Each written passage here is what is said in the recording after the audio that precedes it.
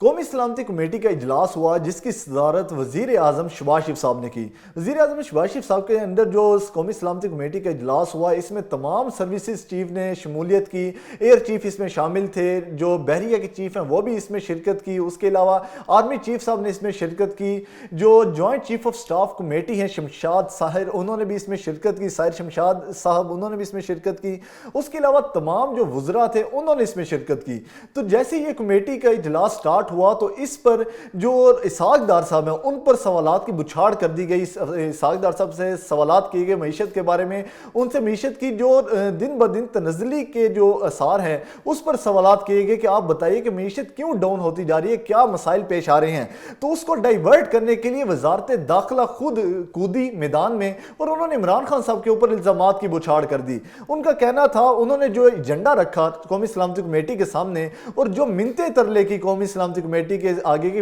قومی سلامتی کمیٹی، کیونکہ اس میں سروسز چیف بھی شامل تھے، ان کے سامنے جو انہوں نے منتیں کی وہ ہم آپ کو پڑھ کے سنا دیتے ہیں۔ رانا ثناء اللہ صاحب کا کہنا تھا کہ ایک جماعت ملک دشمن ایجنڈے پر کار فرما ہے،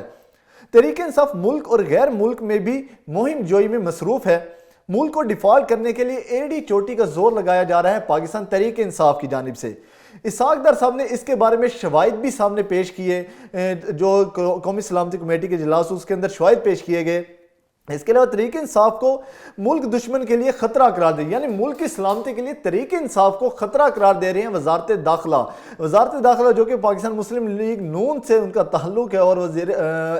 جو رانا ثناء اللہ صاحب ہیں وہ ملک دشمن قرار دے رہے ہیں پاکستان تحریک انصاف کو۔ ان کا کہنا تھا کہ آئی ایم ایف کے ساتھ جو معاہدہ پاکستان تحریک انصاف نے کیا وہ تو کوئی ملک دشمن بھی نہ کرتا، اور جب وہ معاہدہ کر لیا تو پھر اس کی جو شرائط انہیں جان بوجھ کر اس پر عمل درآمد نہ کیا گیا تاکہ ملک کے ساتھ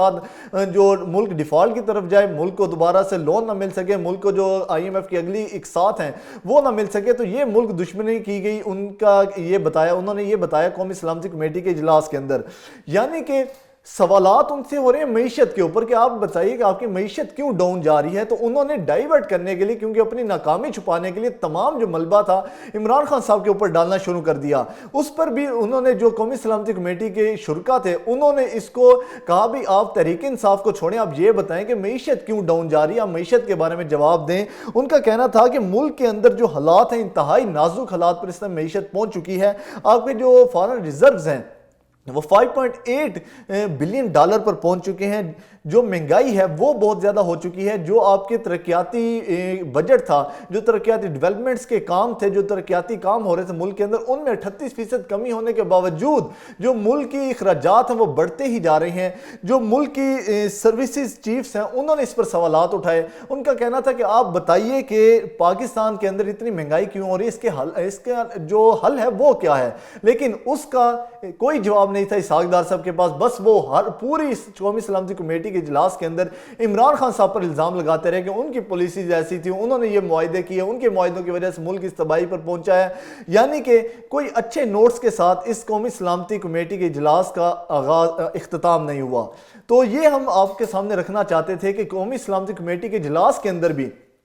چونکہ ایک طرف نون لیگ چاہتی ہے کہ ان کے بیان بھی سامنے ہیں، انہوں نے خود بھی کہا، ان کے وزراء بھی کہتے نظر آتے ہیں کہ ہم یہ چاہتے ہیں کہ جو اسٹیبلشمنٹ ہے وہ بالکل نیوٹرل ہو جائے، لیکن جیسی اسٹیبلشمنٹ سامنے آئی تو انہوں نے ایک پارٹی جو کہ اپوزیشن پارٹی اس پر الزامات کی بچھاڑ کر دی، انہیں مائنس کرنے کا بھی انہوں نے کہا کہ انہیں ووٹس کے ذریعے مائنس کیا جائے۔ یعنی قومی سلامتی کمیٹی کے اندر ووٹ کے ذریعے مائنس کرنے کی جو ڈیمانڈ ہے وہ کس کے سامنے رکھی جا رہی ہے، یہ یہاں پر قابل غور بات ہے۔ یعنی کہ قومی سلامتی کمیٹی کے اجلاس ہو رہا ہے جس میں سروسز چیف ہیں، جس میں معیشت دان ہے، جس میں وزراء بیٹھے ہیں، وہاں پہ کوئی الیکشن تو ہو نہیں رہا، وہاں کوئی عام پبلک تو ہے نہیں جسے آپ کہیں کہ آپ نے ووٹ کے ذریعے مائنس کرنا ہے، تو یہ کس سے ڈیمانڈ کی جا رہی تھی؟ یعنی کہ خود ہی کہہ رہے ہیں کہ اسٹیبلشمنٹ نیوٹرل رہے، ہم چاہتے ہیں اسٹیبلشمنٹ نیوٹرل ہو۔ سعد رفیق صاحب کا اگلے دن بیان آیا کہ اسٹیبلشمنٹ کو اب نیوٹرل رہنا چاہیے، لیکن جیسے ہی قومی سلامتی کمیٹی کے اجلاس ہوتا ہے تمام سروسز چیف اس میں شامل ہوتے ہیں تو ان سے ڈیمانڈ کر دی جاتی ہے کہ آپ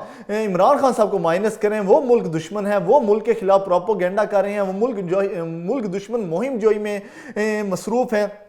ان کو مائنس کیا جائے, ان کو ووٹ کے ذریعے مائنس کیا جائے, تو یہ ڈیمانڈ کس کے سامنے رکھی جا رہی تھی؟ آپ کو معیشت کے بارے میں آپ کے پاس جواب نہیں ہے, آپ کے پاس ہمارے فارن ریزروز کیوں نیچے جانے اس کے بارے میں آپ کے پاس کوئی جواب نہیں ہے, ہمیں جو دوست ممالک ہیں وہ ہماری ہیلپ کیوں نہیں کرے اس کے بارے میں آپ کے پاس کوئی جواب نہیں ہے. آپ کے پاس صرف ایک ہی چیز ہے, چاہے آپ میڈیا کے اوپر بیٹھ جائیں, چاہے آپ کے جو منسٹرز ہیں وہ میڈیا کے اوپر آ کر بیٹھ جائیں, چاہے آپ کے وزیر اعظم میڈیا کے اوپر آ کے بیٹھ جائیں, ان کے پاس ایک ہی چیز ہے کہ عمران خان عمران خان عمران خان, عمران خان نے فلاں کر دیا, عمران خان نے فلاں کر دیا, عمران خان نے ہمارے خلاف یہ کر دیا, عمران خان نے ملک کے خلاف یہ کر دیا. بھائی پچھلے 8 ماہ میں آپ نے ملک کے لیے کیا کیا؟ عمران خان نے تو چلو غلط کیا, عمران خان نے ملک کا بیڑا غرق کر دیا, تو 8 ماہ سے آپ کی حکومت ہے, آپ نے اچھا کیا کیا؟ حتیٰ کہ عمران خان صاحب کے دور حکومت میں جو مہنگائی کی روشت ہوئی اس سے بھی زیادہ بڑھ گئی, عمران خان صاحب کے دور حکومت میں جو ڈیولپمنٹ کے کام ہو رہے تھے اس سے بھی اب کم ہو گئے, لیکن اخراجات بڑھ گئے. اس کے علاوہ جو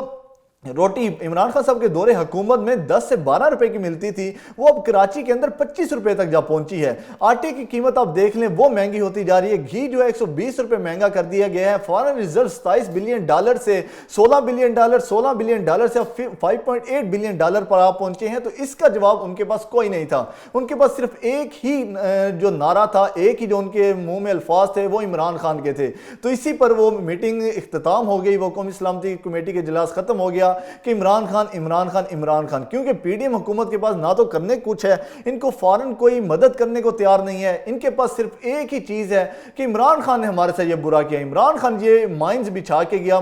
معاشی مائنز, جس کی وجہ سے ہماری جو حکومت ہے 8 ماہ کی وہ بدنام ہو رہی ہے. یعنی عمران خان کے اس اوپر الزام لگانے کے علاوہ کچھ بھی نہیں ہو رہا. تو لیکن دوسری طرف جو ہمارے مقتدر حلقے ہیں وہ اب سیریس ہو چکے ہیں, وہ اس معیشت کو لے کر کافی سیریس نظر آتے ہیں.